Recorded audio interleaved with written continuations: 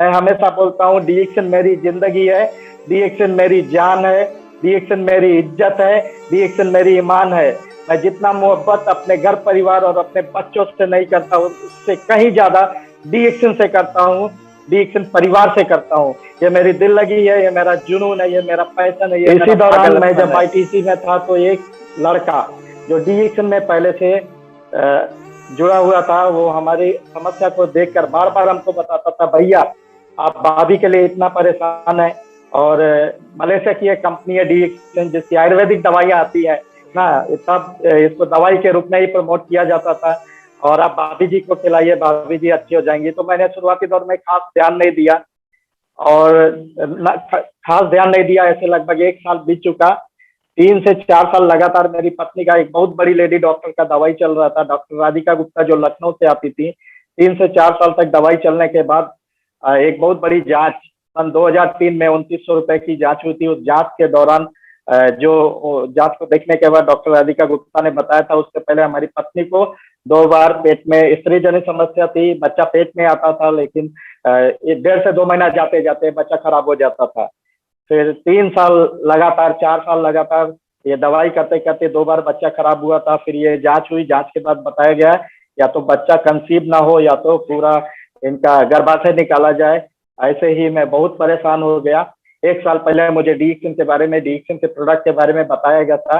वो टाइम मैंने ध्यान नहीं दिया था। शुरुआती दौर में दोस्तों जैसे कोई भी ध्यान नहीं देता, तो मैंने भी नहीं ध्यान दिया। लेकिन बाद में जैसे बोला जाता है ना, मरता क्या नहीं करता, जब व्यक्ति हार जाता है, थक जाता है ना, चूंकि मैं थक हार गया था। दवाई तो कर रहा था, दवाई करने के बाद मंदिर, मस्जिद, गुरुद्वारा, कमर में तबीज, पैर में धागा। जब व्यक्ति परेशान होता है, चारों तरफ का रास्ता देखता है। अच्छा अच्छा पढ़ा लिखा व्यक्ति भी वो जगह जाता है, दर दर भटकता है, जहाँ लोग कहते हैं नहीं जाना चाहिए, सब कुछ नहीं होता।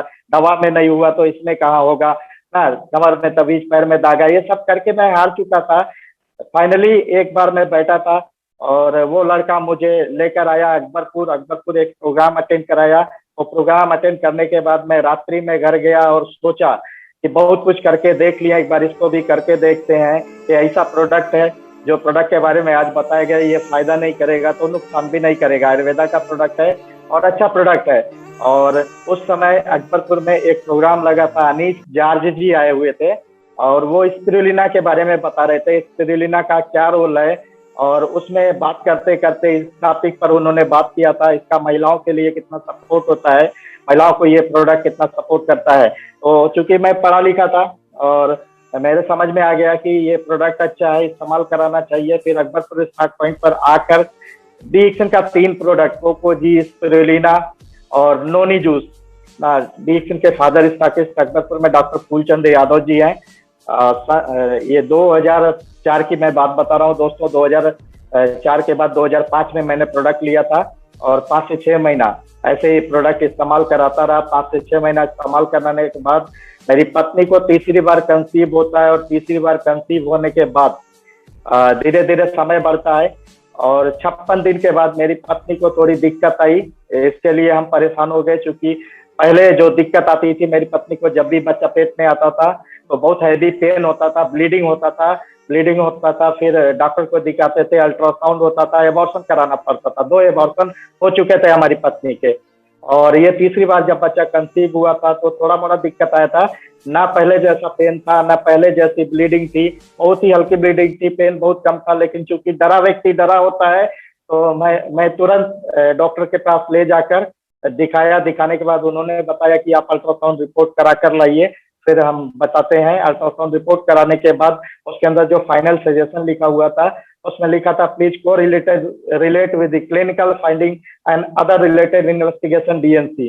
उस रिपोर्ट को देखने के बाद डॉक्टर राधिका गुप्ता पहले तो मेरे ऊपर नाराज होती हैं, जिनसे हमारी पत्नी का 3 से 4 साल इलाज चला था, जिन्होंने बताया था कि बच्चा कंसीव नहीं होना चाहिए अब, या तो पूरा गर्भाशय निकाला जाए। उन्होंने हमको डांटा कि मैंने मना किया था, उसके बाद कंसीव हो गया, ये अच्छा नहीं हुआ, और ये बार भी जो बच्चा है ये 9 महीने नहीं जाने वाला है, इसका भी अबॉर्शन करना पड़ेगा और आपको ऐसा नहीं करना चाहिए था। तो मैं चुपचाप सुन रहा था, क्योंकि 2-3 साल तक जिस भी डॉक्टर के संपर्क में व्यक्ति रहता है तो डॉक्टर और मरीज का एक फेमिलियर संबंध हो जाता है। तो मैं इस बात को महसूस करता था, उन्होंने डॉक्टर राधिका गुप्ता जी ने मुझे बहुत सपोर्ट किया है ना। वो पेशेंट को जल्दी देखना, बहुत भीड़ होती थी फिर भी हमारे जाने के बाद हमारी वाइफ को देख लेना, उनको अच्छा काउंसलिंग करना। तो पहले तो काफी रुष्ट हुई, फिर उन्होंने कहा कि ये बच्चा भी 9 महीना नहीं जाएगा, इसका भी आने वाले दिनों में अबॉर्शन करना पड़ेगा।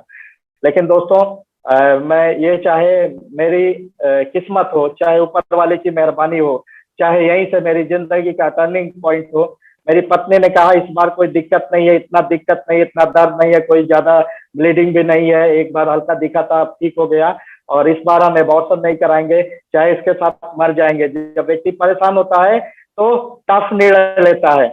उन्होंने कहा कि इस बार चाहे मर जाएंगे लेकिन एबॉर्शन नहीं कराएंगे, जो भी होगा देखा जाएगा।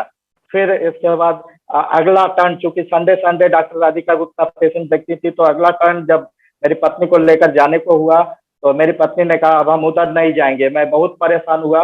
फिर टांडा में मैं रहता था, जिधर से अभी आरिफ जी एंकरिंग किए हैं, तो टांडा अम्बेडकर नगर उत्तर प्रदेश, और टांडा में एक नर्सिंग होम है, वंदना नर्सिंग होम, उधर जाकर मैंने अपनी पत्नी को दिखाया और सारी पोजीशन बताया कि मैं एक आयुर्वेदा का प्रोडक्ट इस्तेमाल करा रहा हूँ। पहले तो ज्यादा दिक्कत हुआ करती थी, लेकिन इस बार कोई भी दिक्कत नहीं है। लेकिन ये अल्ट्रासाउंड रिपोर्ट है, ऐसा ऐसा राधिका गुप्ता जी ने बताया।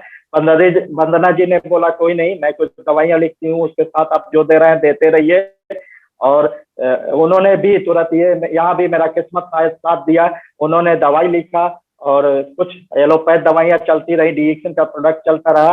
ये जो मैं बात बता रहा हूँ दोस्तों, 9वां महीना 2005 में मेरी वाइफ को थर्ड कंसीव हुआ था। इससे 2 बार पहले बच्चा खराब हो चुका था। और जो थर्ड कंसीव था 6/11/2005 में डॉक्टर राधिका गुप्ता जी के द्वारा जो अल्ट्रासाउंड रिपोर्ट कराने के बाद बताया गया था कि ये बच्चा भी 9 महीने नहीं जाने वाला है। लेकिन ये धीरे धीरे डॉक्टर वंदना गुप्ता को दिखाना शुरू किए, जिनसे 3-4 साल तक इलाज किए थे, केवल इसी बात पर कि अबॉर्शन करना पड़ेगा इस बच्चे का भी, ये बच्चा 9 महीना नहीं जाएगा। इसी बात से मेरी पत्नी उधर जाने के लिए नहीं राजी हुई, तो मैं वंदना नर्सिंग होम गया। उधर से कुछ दवाइयां चलती रही, डीएक्शन का प्रोडक्ट चलता रहा, और डीएक्शन के प्रोडक्ट का जो सपोर्ट मिला, वो सपोर्ट से धीरे धीरे धीरे धीरे कोई भी पेन नहीं, कोई भी ब्लीडिंग नहीं, आने वाले दिनों में समय बढ़ने लगा। 9वां महीना 2005, 56 दिन के बाद 6/11/2005 में अल्ट्रासाउंड रिपोर्ट हुआ था। फिर धीरे धीरे समय बढ़ा, तीसरा महीना, चौथा महीना, 5वां महीना, छठा महीना, धीरे धीरे करके जैसे जैसे समय बढ़ता गया, मुझे डीक्यू के प्रोडक्ट पर भरोसा और विश्वास होता गया। और ये समय बढ़ते बढ़ते एक दिन मेरी जिंदगी में ऐसा आया दोस्तों, मेरे पीछे की जो कहानी है उसको मैंने, चूंकि समय का ध्यान देना है, क्या गरीबी जूझा हूँ, क्या तकलीफ जूझा हूँ, पत्नी को लेकर कितनी तकलीफें मैंने झेली है, उस पर मैं नहीं जाऊंगा। और तकलीफ पर तकलीफ झेल ही रहा था, और यहाँ से परमात्मा ने, ऊपर वाले ने एक अच्छा रास्ता दिया। डीक्शन के प्रोडक्ट ने मेरी वाइफ को सपोर्ट किया, जो कंसीव था, जिसको डॉक्टर राधिका गुप्ता जी द्वारा बताया गया था कि ये 9 महीना नहीं जाने वाला है। धीरे धीरे करते पूरा 9 महीना गया, और 30/5/2006 को जब पूरा समय कंप्लीट हुआ, तो मेरी सेफ एंड नॉर्मल डिलीवरी मेरी पत्नी को हुई, और मेरी एक बेटी, खूबसूरत सी बेटी, सुंदर सी बेटी, प्यारी सी बेटी पैदा हुई, जिसका नाम दीपिका रानी है, जो आज कक्षा 9वीं की छात्रा है। उसके बाद डीक्शन का प्रोडक्ट पर मेरा विश्वास बढ़ गया, और मैं चूंकि आईटीसी में डिस्ट्रिक्ट सुपरवाइजर था, फील्ड में जाता था, मार्केट जाता था, छोटे बड़े सभी मार्केट में जाता था। मैं डीक्शन के प्रोडक्ट का ऐसा फैन हो गया कि डीक्शन के जहां भी बैठता था, जिस भी डीलर के पास बैठता था, जिस भी दुकानदार के पास बैठता था, मुझे जो भी व्यक्ति मिलता था, मैं डीक्शन के उत्पाद की चर्चा कर ही देता था, ना चाहते हुए भी मेरे जुबान से निकल जाता था। मेरी पत्नी का ऐसा प्रॉब्लम था, मैं बहुत जूझ रहा था, बहुत परेशान था, इसका इतना सपोर्ट मिला है। एक बहुत ही अच्छी कंपनी है मलेशिया की डीक्शन, उसका आयुर्वेदिक बहुत अच्छा प्रोडक्ट है, जो अच्छा हेल्थ देता है, हेल्थ प्रॉब्लम में भी बहुत अच्छा मदद करता है। वैसे करके मैं लोगों को बताता था, कुछ लोग मान जाते थे, बहुत लोग मजाक करते थे, लेकिन कुछ लोग मान जाते थे। जो मान जाते थे, तो जिन्होंने मुझे बताया था, वो लड़का का नाम है संतोष पूजन यादव, राजेश यादव। मैं उसको सैल्यूट करना चाहता हूँ, उसको नमन करना चाहता हूँ। वो मेरे लिए धरती का भगवान है। भगवान कहाँ है मुझे नहीं पता, लेकिन उस लड़के ने, जो आईटीसी में एक निचले श्रेणी में काम कर रहा था, आईटीसी का गुड्स डिलीवर कर रहा था, वो लड़का मुझे डीक्शन बताया था। 1 साल पहले बताया था, उसको मैंने डांट दिया था, मैं नहीं समझ पाया था ये डीक्शन का प्रोडक्ट क्या है, इसकी पावर क्या है, ना ये कैसे सपोर्ट करता है। लेकिन जब मैंने इस्तेमाल कराया और इतना बढ़िया रिजल्ट आया, तो फिर जब भी प्रोडक्ट की डिमांड आती थी मैं उसको बता देता था, तो वो प्रोडक्ट डिलीवर कर देता था स्टॉक पॉइंट से लाकर। ऐसे ही धीरे धीरे समय बीतता गया। एक बार डीएक्सएम के अपलाइन टांडा आते थे, जो राजेश के अपलाइन थे हमारे, राजेश को संतोष पूजन यादव, वो लड़के का नाम है, हम लोग राजेश राजेश बुलाते हैं। वो आने के बाद उन्होंने कहा कि प्रदीप बाबू, आपका डीएक्सएम के प्रोडक्ट पर विश्वास पड़ गया, आप लोगों को बता रहे हैं, आपके घर में रिजल्ट है, तो क्यों नहीं डीएक्सएम में जुड़ जाते। फिर मैंने कहा कैसे जुड़ा जाता है, मुझे नहीं पता था। वो टाइम 500 रुपए लगता था, और वो टाइम मैंने एक कंज्यूमर को बताया था, एक परेशान व्यक्ति को बताया था। उन्होंने डीएक्सएम का प्रोडक्ट लिया, साथ में अपने पास से पैसा दिया। मेरा 500 नहीं लगा था, वो कंज्यूमर का ही लगा था। उन्होंने कहा कि ठीक है, आप रजिस्ट्रेशन करा लीजिए और ये प्रोडक्ट जो जो बताया गया है मेरे लिए ला दीजिए। तो फिर वो राजेश जाकर, संतोष पूजन यादव जाकर अकबरपुर से मेरा रजिस्ट्रेशन कराता है, मुझे रजिस्ट्रेशन नंबर देता है।